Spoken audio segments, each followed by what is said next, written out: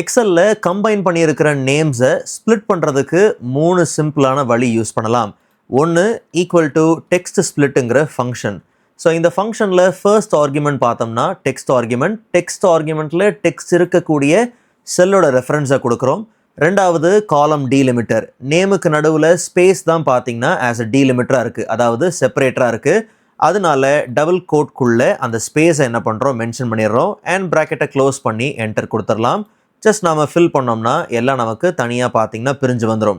ரெண்டாவது flash fill use பண்ணலாம். For example, நமக்கு என்ன பேட்டர்ன் வேணுமோ அதை சரியாக நாம் என்ன பண்ணணும், கொடுக்கணும்.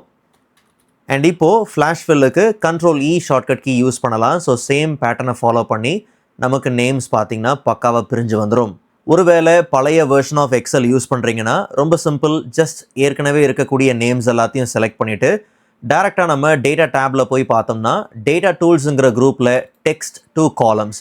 ஸோ இதில் டீலிமிட்டட் அப்படிங்கிறது செலெக்ஷனில் ஏற்கனவே இருக்கும், இல்லைனா அதை செலக்ட் பண்ணிக்கோங்க.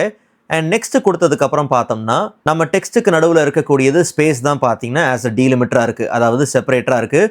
ஒருவேளை டேபோ செமிகோலனோ இந்த மாதிரி ஏதாவது செலெக்ஷனில் இருந்துச்சுன்னா ஸ்பேஸ் அப்படிங்கிறத கரெக்டாக செலக்ட் பண்ணிவிட்டு இங்கே இல்லாத டீலிமிட்டர் தான் நீங்கள் கொடுத்துருக்குறீங்க, ஃபார் எக்ஸாம்பிள் ஹைஃபன் கொடுத்துருக்குறேன் அப்படிங்கிற பட்சத்தில் தாராளமாக அந்த ஹைஃபனை இங்கே என்ன பண்ணலாம், மென்ஷன் பண்ணலாம். ஓகே, பட் நாம் இப்போதைக்கு ஸ்பேஸ் தான் கொடுத்துருக்குறோம். ஸோ நெக்ஸ்ட் ஸ்டெப் போயிடலாம்.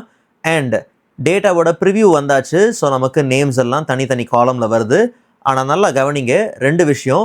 இந்த ரிசல்ட் நமக்கு எந்த செல்லுலேருந்து ஆரம்பிக்கணும் அப்படிங்கிறத கொடுக்கணும். ஸோ நமக்கு இந்த செல்லுலேருந்து ஆரம்பிக்கணும்.